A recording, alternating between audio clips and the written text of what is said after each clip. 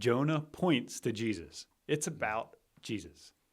And when we have eyes that are aware of that and can see that, we notice it all throughout Scripture. How, when we read Ruth, this is pointing to Jesus. This story of Ruth points to Jesus. Mm-hmm. When we read in the other stories in the Old Testament, we can see types and shadows of Jesus. And Jonah is no exception.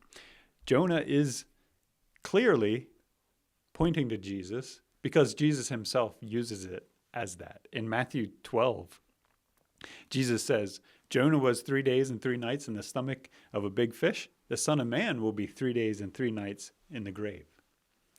And so these Pharisees were demanding a sign. And Jesus says, this is a sign that they're going to get. And in my mind, it validates the book of Jonah, the incident of Jonah, because Jesus uses it. He goes back to that. Right. And the people he was talking to were familiar with it. And then he says, this is how it's going to be for me.